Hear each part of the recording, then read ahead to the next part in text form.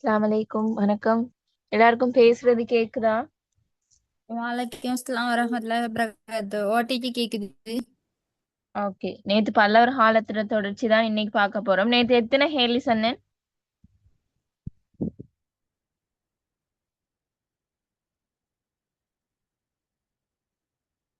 நேத்து எத்தனை ஹேலி பார்த்தோம்? 5 ஹேலியா 6 ஹேலியா?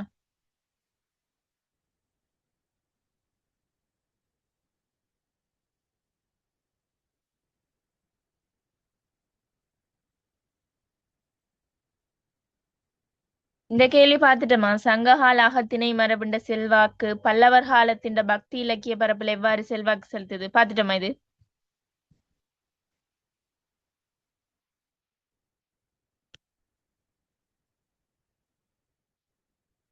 நேத்து கிளாஸுக்கு வந்தாக்கள் சொல்லுங்களேன். சங்க காலத்துல இருந்தது பல்லவர் காலத்துல எப்படி செல்வாக்கு செலுத்துது? சங்க காலத்துக்கும் பல்லவர் காலத்துக்கும் இருக்கிற ஒற்றுமை. அது பாக்கையில மிஸ். ஓகே, அவ போடுங்க. அதாவது பிள்ளைகளே, சங்க காலத்துக்கும் பல்லவர் காலத்துக்கும் இருக்கிற தொடர்பு அப்படின்னாலும் உண்டுதான்.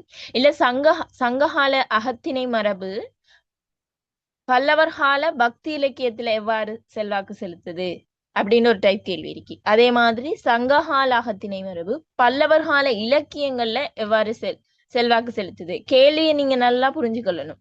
எல்லாத்துக்கும் விட உண்டுதான் வரும், ஆனா கொஞ்சம் கொஞ்சம் என்ன சேஞ்ச் ஆகும். சரியா? இப்ப பொதுவா கேட்டா நீங்க பொதுவா எழுதணும். பக்தி சாராததையும் பக்தி சார்ந்ததையும் சேர்த்து வச்சு அதுல என்ன அகத்திணை மரபு பின்பற்றப்பட்டிருக்கோ அதை ஃபுல்லா எழுதணும். இப்ப பக்தி இலக்கியத்துல அகத்திணை மரபு கையாளப்பட்டிருக்கிறத விளக்குங்கண்டா, பக்தி இலக்கியங்கள் இருக்குதானே, அந்த தேவாரங்களும் பதிகங்களும், அந்த இதுல மட்டும் கையாளப்பட்டிருக்கின்ற அகத்திணை மரபை மட்டும் நீங்க எழுதணும். அதுக்குள்ள கொண்டு போய் பக்தி சாராத இலக்கியங்களை நீங்க ஜாயின் பண்ணி எழுதிடக்கூடாது. சரியா? அதுல நீங்க தெளிவா இருக்கணும். அதுல நீங்க என்ன செய்யணும்? தெளிவா இருக்கணும். இப்ப நான் நேத்தே மாதிரி ஷார்ட் மெத்தட்ல சொல்லிக் கொள்றேன். சங்ககால அகத்திணை மரபு சரி பல்லவர் காலத்துல எவ்வாறு செல்வாக்கு செலுத்துது? சரி, பல்லவர் காலத்துல எவ்வாறு செல்வாக்கு செலுத்துது பாருங்க. முதலாவது பாயிண்ட்ஸ், உலகியல் காதல். உலகியல் காதல் இங்க என்ன சொல்லுங்க பாப்போம். சங்க காலத்துல உலகியல் காதல், பல்லவர் காலத்துல ஒரு சாட் தெய்வீக மைண்ட். காதலாமா இருக்கு. Very good. தெய்வீக காதல்.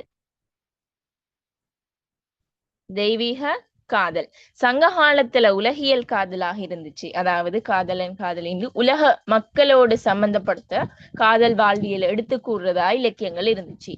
ஆனால் பல்லவர் காலத்துல அந்த அகத்திணை மரபு தெய்வங்களுக்கும் மானிடர்களுக்கும் ஒரு ரிலேஷன்ஷிப்பை ஏற்படுத்தி பாடுறதா அமைஞ்சிருச்சு. அப்ப சங்க காலத்துல உலகியல் காதலாக இருந்தது, சங்கமருவிய காலத்துல தெய்வீக காதலா மாறிடு. நான் ஏற்கனவே சொன்ன மாதிரி ஏதாச்சும் ஒரு பாட்டை நீங்க என்ன செய்யலாம், பக்தி சார் இலக்கியங்களை குறிப்பிடப்படுகின்ற பாட்டை நீங்க போடலாம். முன்னம் அவளுடைய நாமம் கேட்டால் அப்படி அந்த பாட்டுகளுக்கு தானே, அதை நீங்க உதாரணம் போட்டு நீங்க எழுதி. இப்ப இது ஒரு பாயிண்ட்ஸ் தான். இதை நீங்க என்ன செய்யணும்? விளக்கி எழுதணும். நான் நேத்தே கிளாஸ்ல சொல்லிட்டு இருந்தானே, உலகியல் காதல் எப்படி இருந்துச்சு, அது எப்படி மாறுச்சு. ஓமா இல்லையா? நேத்து விளங்கப்படுத்தினேன் தானே? ஓ மிஸ். ஓகே.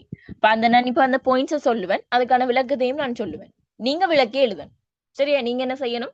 விளக்கி எழுதணும். நான் அந்த நோட்ஸும் போட்டு விட்டேன். சரியா? அந்த புக்கும் போட்டு விட்டேன்.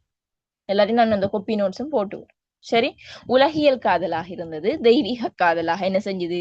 மாறிச்சு. இது ஒன்று. ரெண்டாவது பாயிண்ட்ஸ் பாருங்க.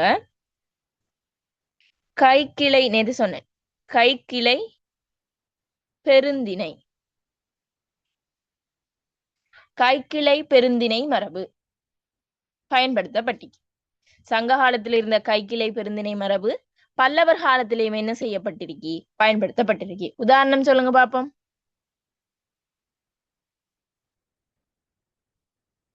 பெரிய திருமடல், சிறிய திருமடல். பெரிய திருமடல், சிறிய திருமடல் நூல்களை நீங்க குறிப்பிடலாம். ஆண்டாளது பாடல்களை நீங்க என்ன செய்யலாம்? குறிப்பிடலாம். ஓமா இல்லையா? கைக்கிளை பெருந்திணை மரபு. இப்ப கைக்கிளேண்டா என்ன, பெருந்திணைண்டான்னு உங்களுக்கு தெரியும். அப்ப அதை ரெண்டையும் ஷோர்ட்டா விளக்கிட்டு இது எப்படி பல்லவர் காலத்துல பயன்படுத்தப்பட்டிருக்கு, அதுவும் நான் நேத்தே சொல்லிட்டேன். அதை எழுதி உதாரணமாக இந்த இந்த பாடலையோ இல்லாட்டி இந்த நூல்களையோ குறிப்பிட முடியும் அப்படின்னு இல்லைன்னா விளக்கம் ஓகே. அதுக்கு நீங்க பெரிய பெரிய பந்தியா எழுதணும் விளக்கம் அப்படின்லாம் இல்லை. இதுக்கான வரை விளக்கணம், அது எப்படி பல்லவர் காலத்துல பிரசன்ட் ஆகுது அதை நீங்க எழுதிட்டு அதுக்கான உதாரணத்தை எழுதினீங்கன்னா ஓகே. அவ்வளவுதான் இதுக்கான விளக்கமா இருக்கும், 1 மார்க்ஸுக்குரிய விளக்கமா இருக்கும். சரி, விளங்கிட்டா? அப்ப உலகியல் காதல், தெய்வீக காதல், கைக்கிளை பெருந்திணை மரபு. அடுத்தது 3வது பாயிண்ட்ஸ் விளங்குதானே? டீச்சர் 3வது பாயிண்ட்ஸ் நாயகன் சொல்லணும் நீங்க. நாயகன், நாயகி, பாவனை. நாயகி, நாயகன், பாவனை முறை. உதாரணம் சொல்லுங்க இதுக்கு. நேத்து சொல்லி தந்தேன்.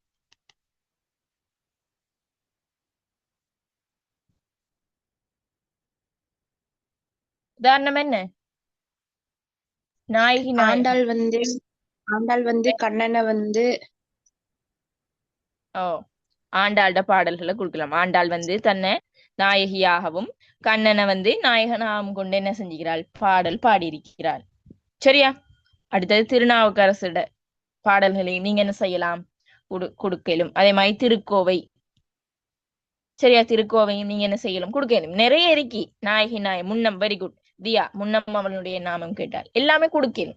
அப்ப நீங்க ஒன்றுக்கு அந்த உதாரணம் கொடுத்தா அதே நீங்க தொடர்ந்து எல்லாத்துக்கும் கொடுக்கல தானே.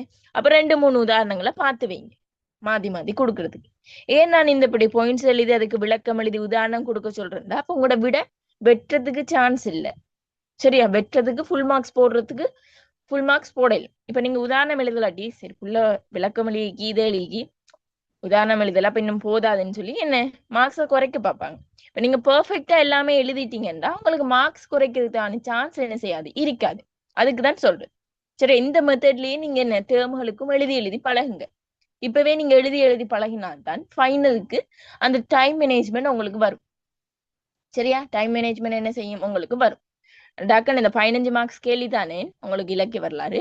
அந்த 15 மார்க்ஸ் உங்களுக்கு அது எத்தனை நிமிஷம், ஒரு அரை மணி தியாலத்துக்குள்ள செய்யற மாதிரி தான் இருக்கும். டக்குன்னு செஞ்சிடலாம். சரி, டக்குன்னு செய்யலாம். அதுக்குள்ள செய்யணும். அரை மணி தியாலத்துக்கு மேல எடுக்கல. மேக்சிமம் நல்லா செஞ்சா 25 நிமிஷத்துக்குள்ள எடுக்கணும். சரி, ஓகே. அப்ப 3வது பாயிண்ட்ஸ் நாயகி, நாயகன், பாவனை. சரியா? பாவனை முறையை பயன்படுத்தி. அடுத்தது வேற என்ன சொல்லுங்க பாப்போம். நானே சொல்லிட்டு இருந்தா நீங்க பேசாம இருப்பீங்க. நீங்க சொல்லுங்க, வேற என்ன பயன்படுத்தப்பட்டு இருந்துச்சு சங்ககால மரபு? இது பொதுவாவா? இது பொதுவா வருது. பக்தி இலக்கியங்கள் கேட்டா பக்தி இலக்கியங்களை மட்டும் நீங்க குறிப்பிட்டு எழுதணும். தூது அனுப்பும் முறை. நேற்று தானே பிள்ளைகள் சொன்னேன், தூது அனுப்புற முறை. தூது அனுப்பும் முறை. இதுக்கு உதாரணம் சொல்லுங்க பாப்போம், கெட்டிக்கார பிள்ளைகள்.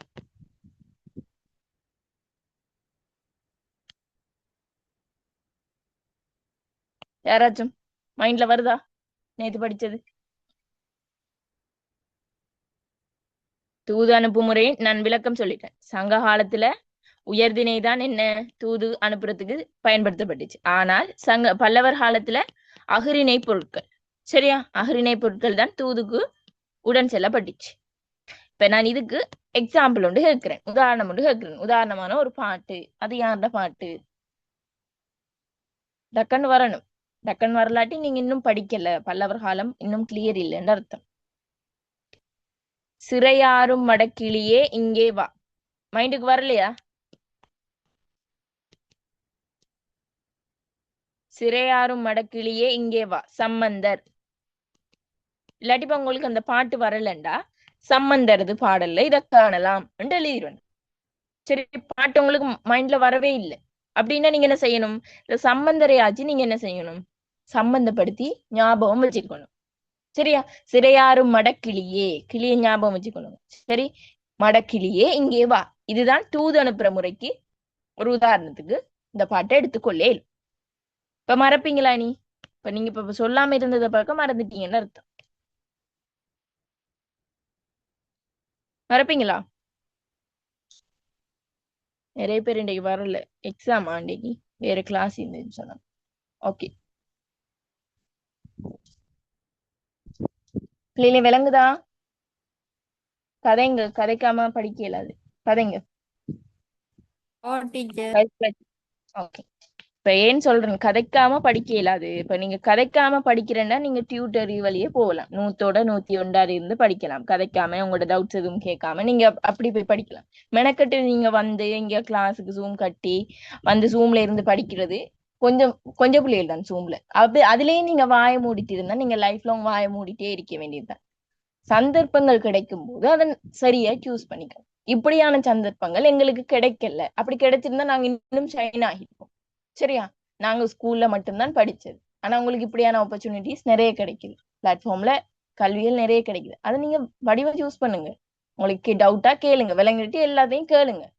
சரி? அது அப்படி இல்லையே, நாம சும்மா நம்மளோட வேலையை பார்த்துட்டு இருப்போம். ஓகே, 3வது பாயிண்ட்ஸ் இது. 4வது பாயிண்ட்ஸ் என்ன? அடுத்த சங்ககால இயல்புதான் கனவு காணுதல். நோட் பண்ணுங்க, கனவு காணல். இதுக்கு சொல்லுங்க பாப்போம், டக்கண்டு வரணும். காதலர்கள் கனவு காணுதல். அது சங்க காலத்திலையும் இருந்துச்சு, பல்லவர் காலத்திலையும் அது தொடருது. உதாரணத்தை சொல்லுங்க.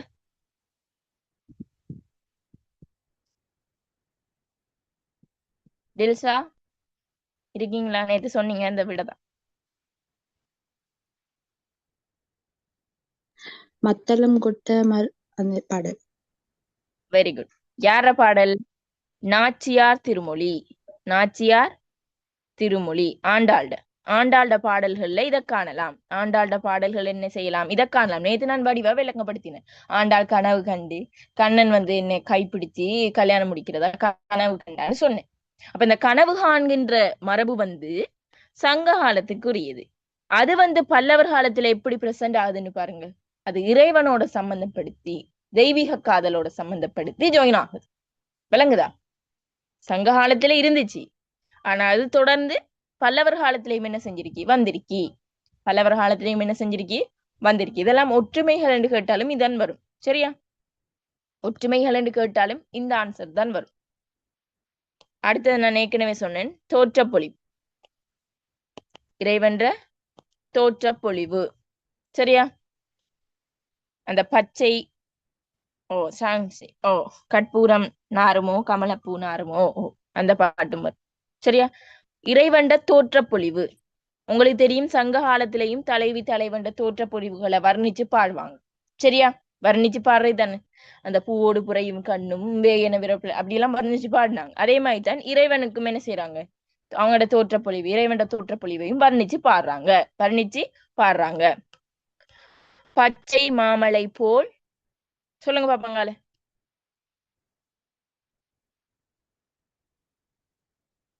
சொல்லுங்க பாப்போம், பினிஷ் பண்ணுங்க அங்கால. பச்சை மாமலை போல் மேனி பவளவாய் கமல செங்கன் அச்சுதா அமரர் ஏரே. பச்சை மாமலை போல் மேனி. அவ்வளவும் பாடமாக்க மாட்டீங்க நீங்க, இதே கஷ்டம் உங்களுக்கு. பச்சை மாமலை போல் மேனி யார பாட்டு இது?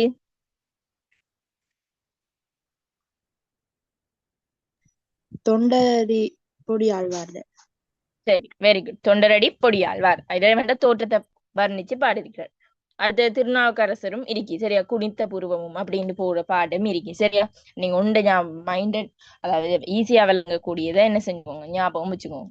சரி, அப்ப தோற்றப்பொழிவுகள், இறைவன் தோற்றப்பொழிவு பாடல் சங்க காலத்திலையும் அது இருந்துச்சு, இங்கேயும் இருக்கு. சரியா? அதே மாதிரி சொன்னேன் இன்னொரு பாயிண்ட், இயற்கை வர்ணனைகள். நேற்றுன்னு சொன்னேன். இயற்கை வர்ணனைகள் என்று சொல்லும் போது என்ன, சங்க காலத்திலே மிகையாக காணப்பட்டது. சங்க காலத்தை இயற்கை நெறிக்காலம் என்றே சொல்றது. அதே மாதிரிதான் சங்கமறிவிய காலத்திலையும் கோயில் தலங்கள், கோயிலை சுத்தி இருக்கிற பகுதிகளை வர்ணிச்சு என்ன செஞ்சாங்க, பாடினாங்க. அடுத்தது பதிக அமைப்பு. பதிக அமைப்பு சங்க காலத்திலையும் இந்த பதிக அமைப்பு இருந்துச்சு. அதே மாதிரி பல்லவர் காலத்துல இந்த பதிகம் என்ன செஞ்சு அதிகமாக கையாளப்பட்டுச்சு. அதிகமாக என்ன செய்யுது, கையாளப்பட்டது. விளங்கிட்டா? அப்படிதான் சங்க காலத்துக்கும் பல்லவர் காலத்துக்கும் இருக்கிற ஒற்றுமை. இல்லாட்டி சங்ககால அகத்திணை மரபு பல்லவர் காலத்துல எவ்வாறு செல்வாக்கு செலுத்துது அப்படின்னாலும் ஒன்றுதான். சங்ககால அகத்திணை மரபின் தொடர்ச்சி தான் பல்லவர் கால பக்தி இலக்கியங்களோட வளர்ச்சி அப்படின்னு கேட்பாங்க. சரியா? கேள்விகள் கேட்டால் ஒரே ஆன்சர் தான், ஆனா அதை நீங்க நுண்ணிப்பா பார்க்கணும். பக்தி சார் இலக்கியம் என்று மத்து கேட்கிறானா இல்லாட்டி பக்தி சாராத இலக்கியங்கள் என்று கேட்கிறாங்களான்னு பார்க்கணும். சரி, இப்ப என்ன கேள்வினாலும் ஒன்றுதான். சங்க காலத்தின் ஒற்றுமை பல்லவர் காலம் என்று கேட்டாலும் ஒரே ஆன்சர் தான். சங்க காலத்தின் அகத்திணை மரபு எவ்வாறு பல்லவர் காலத்துல ஆஹ் தோற்றம் அதாவது மாற்றம் ஏற்பட்டுச்சு இல்லாட்டி சங்ககால அகத்திணை மரபு எவ்வாறு பல்லவர் காலத்துல மாறிச்சு இல்லாட்டி சங்ககால அகத்திணை மரபு பல்லவர் காலத்துல எவ்வாறு செல்வாக்கு செலுத்துது. சரியா? அப்படின்னு ஒரு கேள்வியே அவங்க என்ன செய்வாங்க, கேள்வி மாடலை மாத்தி மாத்தி போடுவாங்க.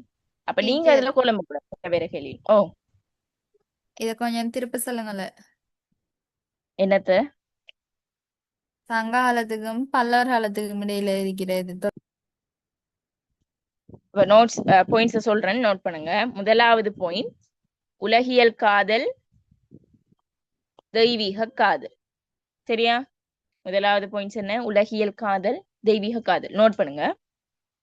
எக்ஸாம்பிள், முன்னம் அவளுடைய நாமம் கேட்டாள். விளக்கம் நான் சொல்லிட்டு பாருங்க.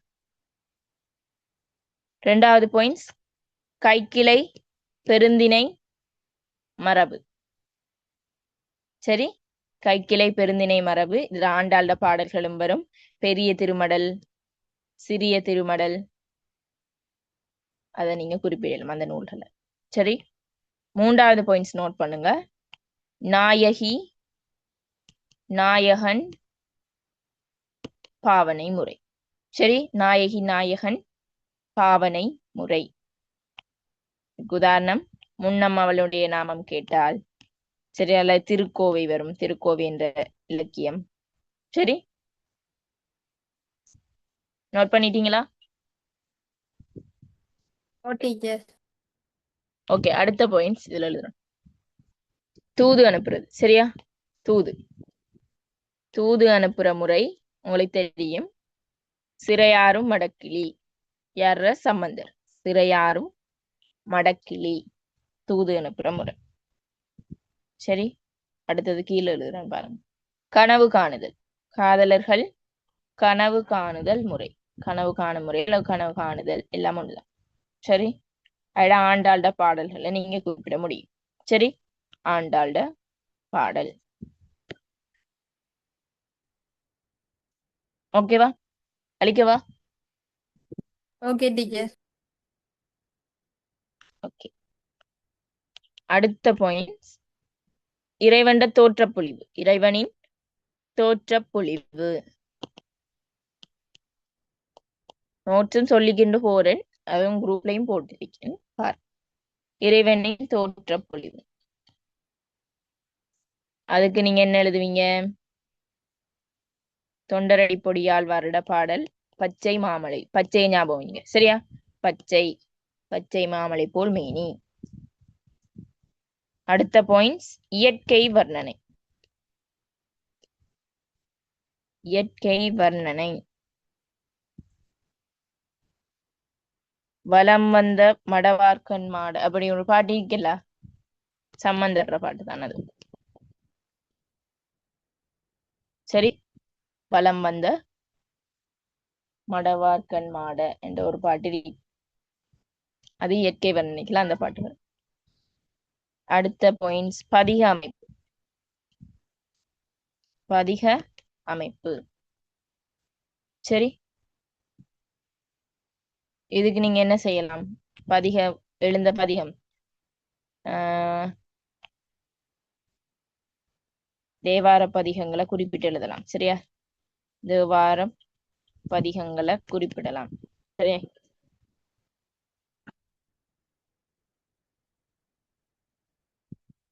இல்ல இல்ல, இங்கேயும் இருக்கி. பதிக அமைப்பு சங்கமருவிய காலத்துல தானே இருக்கி தோன்றியதுன்னு கேக்குறீங்க. ஆனால் சங்க காலத்திலேயே அந்த பதிக அமைப்பு. சரியா? புதுசா தோன்றல.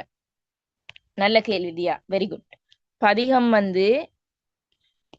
காரைக்கால் அம்மையார் சங்கமருவிய காலத்துலதான் தோற்றுவித்தாருன்னு படிச்சோம். சரியா? ஆனால் பதிகம் வந்து சங்க காலத்திலேயே சங்க காலத்திலேயே இருந்திருக்கி. பட் அது பெருசா என்ன செய்யல, அதை தொடர்ந்து வளரல. ஆனால் காரைக்கால் அம்மையார் தான் இங்க இருந்த இதுகளை வச்சு கொண்டுதான் இங்க என்ன செஞ்சுக்கிறா, எடுத்திருக்கிறா. ஃபர்ஸ்ட் சொல்லுங்க, பதிகமண்டா என்னன்னு சொல்லுங்க.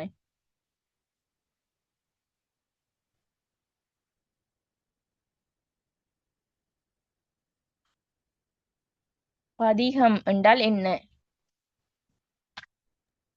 10 பாடல்களை உள்ளடக்கிய தொகுப்பு. இந்த பதிகமைப்பு எங்க இருக்குது, எங்க இருந்துச்சு சங்க காலத்துல? சொல்லுங்க பாப்போம், ஒரு இலக்கியத்தை டக்குன்னு சொல்லுங்க பாப்போம்.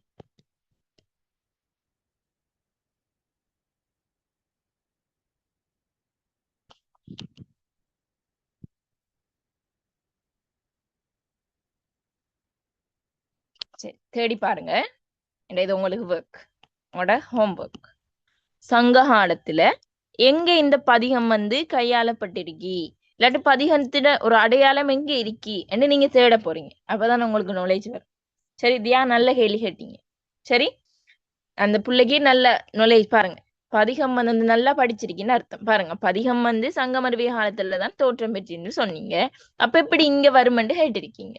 சரி, எந்த டவுட் யாருக்கும் வரல. டீச்சர், பதிகம் வந்து சங்க காலத்திலேயே இருந்திருக்கு. சங்காலத்துல 500 இலக்கியத்தை வருகின்ற அந்த வேட்கை 10 வேலை 10 போன்ற பதிக வெரி முறைகள் குட், பல வெரி குட், வெரி குட். யார் இது, டில்ஷாவா, இல்ல டீச்சர், ரிஸ்காவா? ரிஸ்கா. ரிஸ்கா, ஓகே, வெரி குட்மா. விளங்கிட்டா? இப்ப ரிஸ்கா சொன்னே விளங்கிட்டா? ரிஸ்கா இன்னொருக்கா சொல்லுங்க, விளங்கட்டும் எல்லாரும். சங்ககாலத்து 500 இலக்கியத்தை வருகின்ற வேட்கை 10 வேலை 10 போன்ற பதிக முறைகளே பல்லவர் காலத்தில் பதிகம் எனும் இலக்கிய வடிவம் தோன்ற காரணமாகும். உதாரணம் திருவாசகம், கோவில் திருப்பதிகம். வெரி குட், விளங்கிட்டா? இப்ப விளங்கிட்டா தியா? மிஸ், அதுல வேட்கை 10 இன்னும் ஒண்ணு என்ன மிஸ்? வேட்கை 10 இன்னும் ஒன்று என்ன சொல்லுங்க நீங்களும் அதை.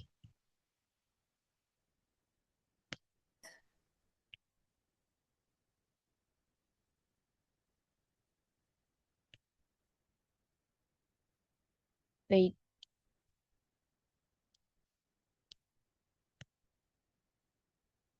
இல்ல ஒரு நிமிஷம் இல்லைங்க, ஒரு கோல் வருது இல்லைங்க.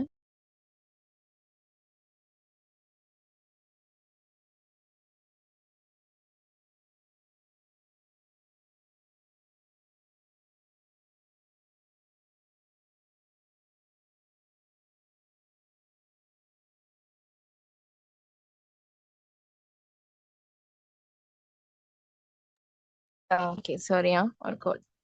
சரி, என்னது வேட்கை 10 இன்னொன்று என்ன?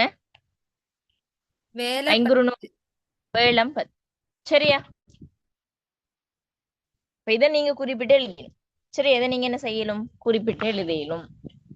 பதிக அமைப்பு அப்ப இங்க இருந்துதான் என்ன செஞ்சுக்கிறா, சங்க காலத்துல இருந்து தான் காரைக்கால் அம்மையாரும் இல்ல சங்க வேட்கை 10 வேளம் 10 இந்த 2 இலக்கியங்கள் தான் வந்திருந்தது. 10 அமைச்சு பாடிட்டாங்க. இத பார்த்துட்டு காரைக்கால் அம்மையார் சரி நாமளும் புதுசா ஒன்றை தொடங்குவோம் என்ன செஞ்சுக்கிறா, அதையே காப்பி பண்ணி அவன் என்ன செஞ்சுக்கிறா, தொடங்கி இருக்கிறா. அவ என்ன செஞ்சா, அவ இலக்கியங்களை பெருசா அமைக்க தொடங்கினதாலதான் அவ பதிக அமைப்புக்கு தொடக்கி வச்சா. தனியா ஒரு பதிக அமைப்பை தொடக்கி வச்சா ரெண்டு அவ என்ன செய்யறா, ஃபேமஸ் ஆகுறா. சரி, அப்ப நீங்க நினைக்க கூடாது ஒரு ஆள் புதுசா எதுவும் இருந்துச்சு, பதிக அமைப்பு இங்க இருந்துச்சு, ஆனா குறைவா தான் இருந்துச்சு. சங்க காலத்துல அது கொஞ்சம் மறைஞ்ச மாதிரி தான் இருந்துச்சு. அதை வெளிச்சம் படுத்தினதோ இவதான். சரியா, காரைக்கால் அம்மையார். சரி, நீங்க இப்ப நினைக்க கூடாது ஒரு ஆள் வந்து புதுசா எதுவும் கண்டுபிடிக்கிறாங்க, இப்ப நான் ஒரு விஷயம் சொன்னா அதை புதுசா கண்டுபிடிக்கிறாங்க அப்படி இல்லை. அதுக்கான ஒரு ஸ்டார்டிங் பாயிண்ட் எங்கேயோ இருந்துட்டே இருக்கும், எங்கேயோ என்ன செய்யும், இருந்துட்டே இருக்கும். அதே மாதிரி. சரி, ஓகே. அப்ப இதுதான் என்ன, சங்க காலகத்தினை மரபுண்ட செல்வாக்கு பல்லவர் காலத்துல எப்படி வருது, அதுக்கான கேள்வியும் அதுக்கான விடை. ஓகே, அடுத்தது திருமுருகாற்றுப்படை பக்தி இலக்கியம் தான், ஆனால் அது ஆற்றுப்படை இலக்கியங்களுக்குள்ள வரும். அப்ப பக்தி இலக்கியம் நீங்க அப்படி கேக்குறீங்க. திருமுருகாற்றுப்படை வந்து முருகனை தலைமையா கொண்டு பாடியதன் காரணமாகத்தான் இங்கேயும் பல்லவர் காலத்திலையும் பல பக்தி இலக்கியங்கள் தோன்றுச்சு அப்படின்னு எழுதேன். நான் கொஞ்சம் ஒரு சின்ன பாயிண்ட்ஸ் தான், அப்படியும் வரும். சரியா? அதுவும் வரும். நிறைய பாயிண்ட்ஸ் இருக்கு. நான் கொஞ்சம் சொன்னேன் உங்களுக்கு. எல்லாத்தையும் எல்லாத்தையும் எழுதிட்டு டைம் காணாதே. ஓகே, சரி, அடுத்த கேள்வி போடுங்கள். முக்கியமானது. சரி, சங்ககால பக்தி சாரா இலக்கியங்களோட பண்புகள் தெரிஞ்சிருக்கணும். சரி, அதுக்கு நான் நோட்ஸ் போட்டு விடுறேன். அது பெருசா இல்ல, கொஞ்சம் தான் இருக்கி, போட்டு விடுறேன். அதுக்கு முதல்ல இந்த கேள்வி எழுதுங்க. இது பாரது. சரியா?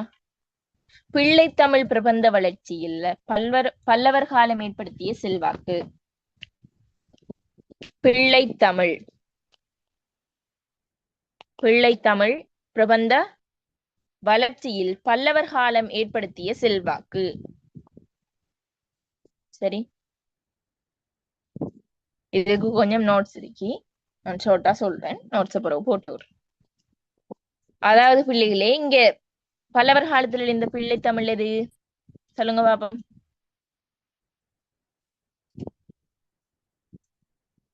சொல்லுங்க. பல்லவர் காலத்துல இருந்த பிள்ளைத்தமிழ் இலக்கியத்துல பேர் என்ன?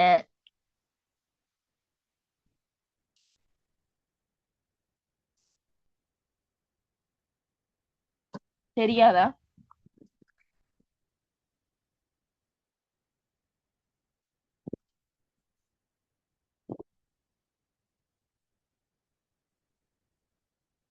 எல்லாருக்கும் கதைக்கிறது கேக்குதா? ஓ மிஸ் கேக்குது. ஓகே, கேட்டா அப்ப விடைக்கான ஆன்சர் வரல.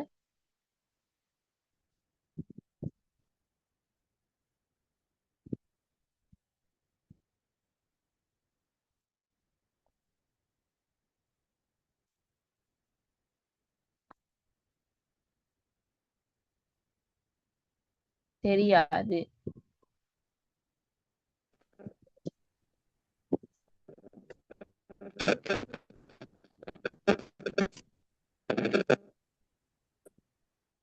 சரி, சொல்றேன் பிள்ளைகளே.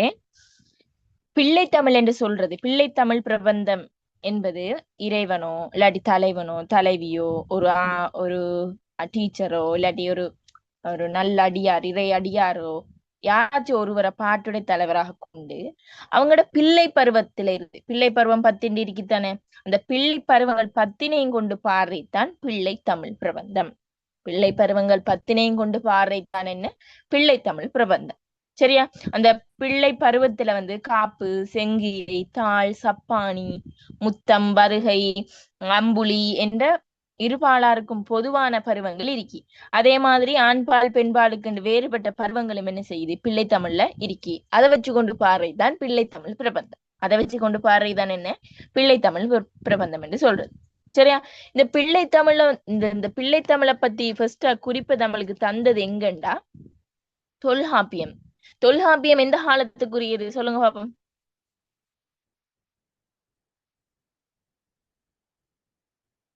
தொல்காப்பியம் வந்து எந்த காலத்துக்குரியது?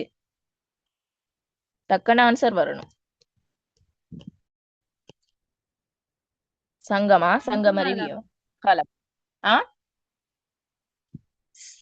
சொல்லுங்க, சொல்றத சத்தமா சொல்லுங்க. தொல்காப்பியம். Very good Dilsha. சங்க மருவிய காலம். அப்ப இந்த பிள்ளைத்தலுக்கான முதலாவது அந்த இதை தந்தது, ஒரு இலக்கண குறிப்பை தந்தது இந்த தொல்காப்பியம் தான். சரியா? இலக்கண குறிப்பை தந்தது என்ன? இந்த தொல்காப்பியம். சரி, பல்லவர் கால பக்தி இலக்கியங்கள்ல பிள்ளைத்தமிழ் இலக்கியத்தின் கூறுகளை நாம காண இயலும். இந்த பிள்ளைத்தமிழ் இலக்கியத்தின் கூறுகள் என்ன செய்யலும்? காண இயலும். என்னன்னு பாத்தீங்கன்னா, குலசேகர ஆழ்வார் இருக்கிறார் தானே, அந்த 9 ஆழ்வார்கள் இருக்கிறாரு. குலசேகர ஆழ்வார் அவர் என்ன செஞ்சாருன்னா, ராமன் இருக்கிறான் தானே, ராமன மகனாகவும் அவரை தன்னை தசரதனாகவும், குலசேகர ஆழ்வார் வந்து ராமன தன்ற மகனாகவும் அவரை தசரதனாகவும் நினைச்சு பாவனை என்ன செஞ்சு என்ன செஞ்சாரு? பாடி இருக்கிறார். பாவனை செஞ்சு என்ன செஞ்சிருக்காரு? பாடி இருக்கிறாரு. அதே மாதிரி பெரியாழ்வார் இருக்கிறார் தானே. பெரியாழ்வார் என்ன செஞ்சார் என்றால் கண்ணனை குழந்தையாகவும் தன்னை யசோதையாகவும் பாவனை செஞ்சிருக்கிறார். இது முக்கியம், இதை நோட் பண்ணுங்க. குலசேகர ஆழ்வார் ராமனை மகனாகவும் தன்னை தசரதனாகவும் சரியா பாவனை செஞ்சுக்கிறார். அதே மாதிரி பெரிய ஆழ்வார் தன்னை கண்ணனை குழந்தையாகவும் தன்னை யசோதை கண்ணண்ட தாய் சரியா யசோதையாகவும் பாவனை செஞ்சு கண்ணண்ட பிறப்பு, அவன்ட அழகு தாளாட்டு, நிலாவை அழைக்கிறது சரி, முலை உண்ணுமாறு அழைக்கிறது என ஒவ்வொரு பருவத்தையும் 10 பருவங்கள் அமைச்சு பாடியிருக்கிறாரு. 10 பருவங்கள் அமைச்சு என்ன செஞ்சிருக்காரு? பாடி இருக்கிறாரு நம்மட பெரியாழ்வார். சரி, 10 பருவங்கள் அமைச்சு என்ன செஞ்சிருக்காரு? பாடி இருக்கிறார். சரி, பெரியாழ்வார் திருமொழி சரியா, நம்மளுக்கு தெரியுமே பெரியாழ்வார் பாடிய பெரியாழ்வார் திருமொழியில வார மாணிக்கம் கட்டி, சீதக்கடல் போன்ற தொடர்கள் பிள்ளைத்தமிழ் இலக்கியத்தை நினைவூட்டுதான். மாணிக்கம் கட்டி, சீதக்கடல் என்ற தொடர்கள் பிள்ளைத்தமிழ் இலக்கியத்தை நினைவூற்றுன. இதன் தொடர்ச்சியாகத்தான் சோழர் காலத்துல ஒட்டக்கூத்தர் குலோத்துங்க சோழன் பிள்ளைத்தமிழ் என்ற பிரபந்தம் தோன்ற வழிவகுத்துச்சு. இதன் தொடர்ச்சியாகத்தான் சோழர் காலத்துல பிள்ளைத்தமிழ், என்ன பிள்ளைத்தமிழ்? குலோத்துங்க சோழன் பிள்ளைத்தமிழ் பிரபந்தம் தோற்றம் பெற்றுச்சான். சரியா, அப்ப இதுக்கான இது சோழர் காலம் படிக்கும் போது படிப்போம். அதை நான் ஏற்கனவே சொன்னேன், இது இன்னும் 2 தடவை படிக்கும் போது ஞாபகம் மாதிரி. அப்ப சோழர் காலத்துல பிள்ளைத்தமிழ் என்ற இலக்கியம் வளர்ச்சி அடைய வித்திட்டது இங்க யாரு? இந்த குலசேகர ஆழ்வாரும் இந்த பெரியாழ்வார், இந்த 2 பேரும் தான். சரி, இந்த 2 பேரும் தான் என்ன செஞ்சிருக்காங்க? இந்த பிள்ளைத்தமிழ் என்ற பிரபந்தம் தோற்றம் பெற உதவி இருக்காங்க. சிம்பிளா உங்களுக்கு ஞாபகம் இருக்கிற மாதிரி சொல்லணும்டா, சும்மா இருக்காம இந்த 2 பேரும் புதுசா எதுவும் கண்டுபிடிக்கிறேன் இந்த பிள்ளைத்தமிழை கண்டுபிடிச்சு நம்மளுக்கு ஒரு எக்ஸ்ட்ராவா ஒரு கேள்வி என்ன செஞ்சுட்டாங்க? படிக்க வச்சுட்டாங்க. இப்ப பிள்ளைத்தமிழை பத்தி நாம என்ன செய்யணும்? படிக்கணும். அது சோழர் காலத்திலயும் என்ன செய்யணும்? படிக்கணும். விளங்கிட்டா? இதுக்கான நோட்ஸ் நான் போட்டு. சரி, இந்த அமைப்பு விளங்கிட்டா? பிள்ளைத்தமிழ் எப்படி எப்படி வளர்ச்சி அடைந்து அது எப்படி சோழர் காலத்துக்குள்ள போகுது?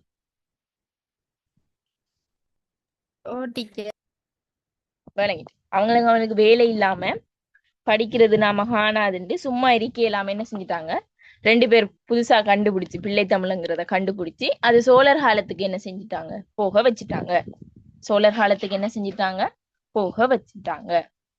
ஆனால் இதுக்கு முதலே தொல்காப்பியத்துல என்ன செஞ்சுட்டு இந்த பிள்ளைத்தமிழுக்கான இலக்கணம், பிள்ளைத்தமிழ் என்றால் இப்படித்தான் இருக்கணும், 10 பருவங்களை வச்சு பாடணும், பிள்ளை பருவங்களோட 10 பருவத்தினையும் கொண்டு பாடணும் என்று இலக்கணம் தொல்காப்பியத்துல சொல்லப்பட்டிருக்கு. அதை ஃபாலோ பண்ணித்தான் குலசேகர ஆழ்வாரும் பெரியாழ்வாரும் தங்கட செய்யுள்கள் அதை அமைச்சு என்ன செஞ்சிருக்காங்க? பாடி இருக்கிறாங்க. அதில் செய்யுள்கள் அமைச்சு என்ன செஞ்சிருக்காங்க? பாடி இருக்கிறாங்க. இதன் தொடர்ச்சியாகத்தான் ஒட்டக்கூத்தர் எழுதிய குலோத்துங்க சோழன், 1ஆம் குலோத்துங்க சோழன் பிள்ளைத்தமிழ் தோற்றம் பெற்றுச்சு. சரி, அது சோழர் காலத்துல பிள்ளைத்தமிழ் வளர்ச்சி அடைஞ்சிச்சு. சரியா?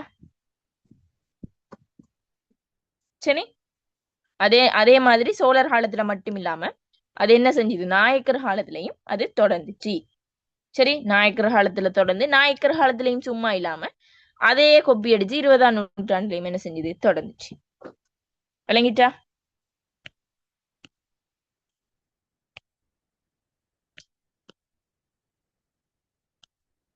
பிள்ளைத்தமிழ் என்ற பிரபந்தம் எப்படி ஹெல்ப் பண்ணிச்சு இந்த கேள்வி வந்தால் இந்த இதை எழுதுவீங்க.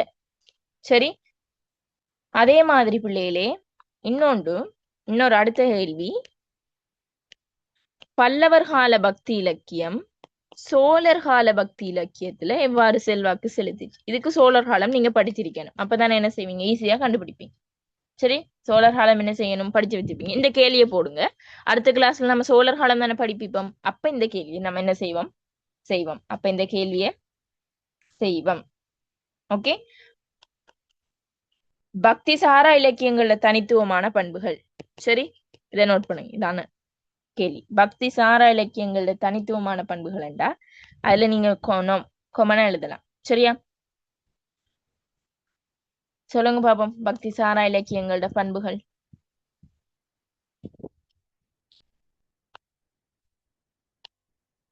அதுல நீங்க ஒவ்வொரு பாட்டையும் ஒவ்வொரு நூல்களை பத்தி தெரிஞ்சிருக்கணுமா. ஒன்று மன்னன் புகழ் பாடுறதா இருக்குது. சரியா? மன்னன் புகழ் பாடுறதாகவும் அரசர்களை தெய்வீக நிலைக்கு கொண்டு சென்றுச்சு. இந்த பக்தி சாரா இலக்கியங்கள் பண்புகள் வந்து ஒன்று மன்னன் புகழ் பாடுது. சரியா? அதே மாதிரி மன்னர்களை வந்து தெய்வீக நிலைக்கு உயர்த்தி பாடினாங்க. மன்னர்கள் என்ன செஞ்சாங்க? தெய்வீக நிலைக்கு உயர்த்தி பாடினாங்க. இந்த தெய்வீக நிலைக்கு உயர்த்தி பாடினதன் விளைவாகத்தான் சோழர் காலத்துல மன்னர்கள் தெய்வீக நல்லா உயர்த்தி பாடுறதுக்கு, மன்னர்கள் பத்தி புகழ்ந்து பாடுறதுக்கு, காவியங்கள் அமைக்கிறதுக்கு இது ஒரு ஹெல்ப்பா இருந்துச்சு. சரியா? அந்த சங்ககாலம் சோழர் காலம் படிக்கும்போது படிப்போம். சரியா? அகப்பொருளும் புறப்பொருளும் ஒரு நூல்ல ஒன்றாக கூறப்பட்டுச்சு. அகமும் சங்க காலத்துல வந்து அகம் தனியே புறம் தனியே என்று கூறப்படுது. ரெண்டுமே என்ன செய்யுது? ஒன்னா கூறப்படுது. சரி, உங்களுக்கு தெரியும் வடமொழி செல்வாக்கு மேலோங்கி காணப்பட்டுச்சு. ஓ இதுல பெயர் சூட்டும் பண்பு வரும் தானே? ஓ ஓ வரும். நந்தி கலம்பகம், முத்தொள்ளாயிரம் அது வரும். சரியா? அதுகள்லாம் வரும்.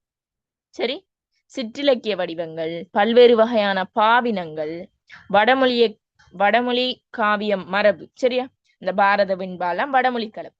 சரியா? நாட்டார் பாடல்கள் இசை. Very good. நாட்டார் பாடல்கள் இசை, உலகியல சிறப்பிச்சு பாடுது இதெல்லாம். சரியா? திருத்தப்பா, உரைநடையும் வெண்பா, கட்டளை, கலித்துறை, அகவல்பா முதலான யாப்புகள் பற்றி பாடப்பட்டுள்ளது. யாப்பு, வெண்பா யாப்பு, அகவல் யாப்பு, விரவி வருதல் ரெண்டுமே சேர்ந்து வருது. சரியா? அத நீங்க பாரத வெண்பால காணணும். சரியா? அதே மாதிரி காவியம் என்று செல்லும் போது பெருங்கதை தோன்றுச்சு. கொங்கு வேளிர் மாக்கதை. சார்புடைய போக்கும் இருந்துக்கிட்டானே. என்னம்மா? ஓ வீரச்சார்பு. வீரச்சார்பு என்னண்டா முத்தொள்ளாயிரத்துல வரும். முத்தொள்ளாயிரம் வந்து மூவேந்தரை பாடுது. சரியா? மூவேந்தரோட பத்தி பாடுது.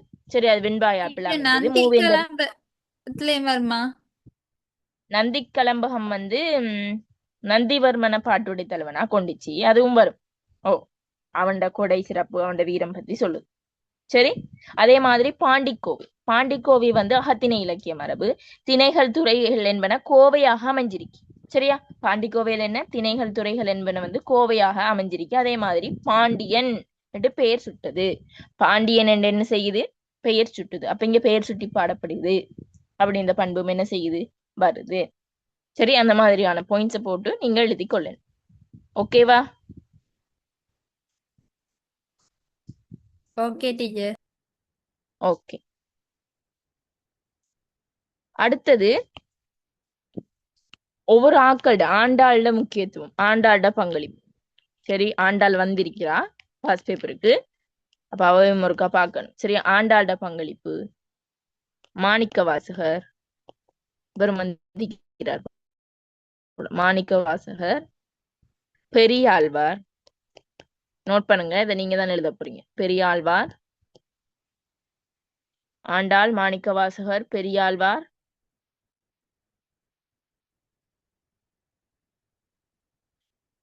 வேற யாரு? இன்னொன்று பாரத். ஆண்டாள், மாணிக்க வாசகர்,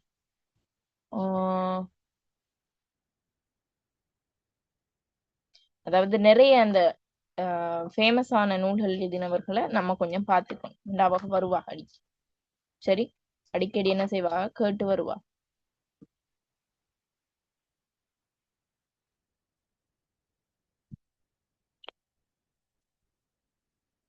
சரி, இவ்வளவு பேரையும் பாருங்கள். இவ்வளவு பேரையும் பத்தி நீங்க ஒரு 7 மார்க்ஸுக்கு ஏத்த மாதிரி எழுதணும். சரியா? 7 மார்க்ஸுக்கு ஏத்த மாதிரி எழுத வேண்டும். சரியா? 7 மார்க்ஸுக்கு ஏத்த மாதிரி எழுத வேண்டும். பிள்ளைகள் இப்படி ஒரு கேள்வி இருந்தா என்ன செய்வீங்க? சங்க மருவிய காலத்துல சங்க மருவிய கால இலக்கியங்கள் இருக்குதானே? சங்க மருவிய கால இலக்கியங்களுக்கும் பல்லவர் கால இலக்கியங்களுக்கும் இடையான வேறுபாடுகள் என்று கேட்டா என்னென்று எழுதுவீங்க? எழுத தெரியுமா? அங்காரம் இங்க பக்தி, அங்காரம் இங்க பக்தி, அங்க யாப்பு வேற, இங்க யாப்பு வேற. அங்கு சங்கமறிவிய காலத்துல மனிதன் இப்படி வாழணும் என்ற ஒரு அறிவுபூர்வமானவன். சரியா? மனிதன் இப்படிதான் வாழ வேண்டும் என்று சொல்லுது. ஆனா பல்லவர் கால பக்தி இலக்கியங்கள் உணர்வு பூர்வமான, அது அறிவுபூர்வம் ஓ சங்கமருவி காலத்துல காவிய வடிவம், பல்லவ காலத்துல உலா கோவை, அந்தாதி எனும் இலக்கிய வடிவங்கள் வெரி குட், பயன்படுத்தப்பட்டது. Very good. அந்த இதுகளை போட்டு என்ன செய்வீங்க, எழுதி கொள்ளுவீங்க. அப்ப இப்படி ஒரு கேள்வி வந்தா, நம்மட காரைக்கால் அம்மையார் முதலாழ்வார்கள் இருக்கிறாங்க தானே, அவர்கள் எவ்வாறு பல்லவர் காலத்துல செல்வாக்கு செலுத்துறாங்க, இல்லாட்டி அவர்களோட பாடல்கள் அல்லது அவர்களோட பாடல்களோட செல்வாக்கு எவ்வாறு பல்லவர் காலத்துல பின்பற்றப்பட்டுச்சு ரெண்டு கேட்டா என்ன எழுதுவீங்க? சொல்றேன் பாருங்க. காரைக்கால் அம்மையார் காரை ஓ ஓகே, நான் சொல்றேன். காரைக்கால் அம்மையார் பாடின அற்புத திருவந்தாதி பதிக அமைப்பு, சரியா? ஷோர்ட்டா சொல்றேன். பதிக அமைப்பு தான் இங்கேயும் வருது. அதே மாதிரி முதல் ஆழ்வார்கள் பாடிய திருவந்தாதி அந்தாதி இலக்கியம் இங்கேயும் தொடர்ந்து வருது, சரியா? காரைக்கால் அம்மையார் சிவனையும் முதல் ஆழ்வார்கள் திருமாலையும் போற்றி பாடிய மரபுதான் பல்லவர் காலத்துல நாயன்மார் சிவனையும் ஆழ்வார்கள் திருமாலையும் பாட வழிகாட்டியது, சரியா? அதே மாதிரி நம்ம காரைக்கால் அம்மையார் என்ன செஞ்சாரு, இறைவன் பெருமையை புலப்படுத்த புராண இதிகாச பழைய கதை மரபுகளை பயன்படுத்தினார், சரியா? ராவணன் கைலாயமாயை பேர்த்ததோடு அலங்காரம் கொண்டவன் சிவன் அழிப்பான் என்று என்னது பல இதிகாச கதைகளை கொண்டு என்ன செஞ்சாள், காரைக்கால் அம்மையார் எழுதினார். இதேதான், இத புராண இதிகாச கதை மரபுகளைத்தான் பல்லவர் காலத்துல நம்மட சம்பந்தம் இருக்கிறது தானே, சம்பந்தப்படுத்தி ஆழ்வார் பாடல்களிலும் காணக்கூடியதா இருக்கி. அப்ப புராண இதிகாச கதைகள் யாரு பாடினது, காரைக்கால் அம்மையார், சரி? அதே தான் சம்பந்தரும் ஆழ்வார்களும் பாடியிருக்கிறாங்க. அப்படி வச்சுக்கொண்டு எழுதணும், சரியா? அடுத்தது காரைக்கால் அம்மையாரும் முதலாழ்வார்களும் பயன்படுத்திய பல இலக்கிய வடிவங்கள் பல்லவர் காலத்துல பெருவழக்காக இருந்துச்சு, சரியா? பதிக அமைப்பு தான் பல்லவர் காலத்துல என்ன பெருவழக்காக இருந்துச்சு அப்படின்னு நீங்க என்ன செய்யலாம், கொஞ்சம் பாயிண்ட்ஸ்களை எழுதி கொள்ளேலும், சரி? ஓகேவா? Okay teacher. ஓகே, அப்ப இதுல எல்லா கேள்விகளும் ஓகே. வேறுபாடுகள் சொல்லிட்டேன்.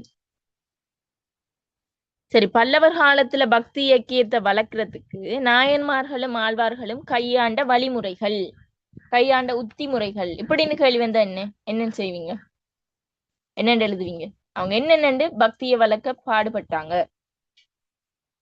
ஒன்று பிள்ளைகளே, பக்தி நெறியாளர்கள் ஒன்றிணைந்து செயற்பட்டாங்க. ஒரு யூனியனா ஒன்றிணைந்து என்ன செஞ்சாங்க, செயற்பட்டாங்களாம். தல யாத்திரைகளை மேற்கொண்டு தமது தேவாரங்களையும் பாசுரங்களையும் பாடி மக்களை கவர்ந்து எடுத்தாங்க, சரி? தல யாத்திரைகள் போவாங்க தானே, இமயமலைக்கு போவாங்க, இப்பயும் போய்கொண்டிருக்கிறாங்க. அந்த மாதிரி யாத்திரைகள் செஞ்சு தேவாரங்களையும் பாடி பாசுரங்களையும் பாடினாங்களாம், சரியா?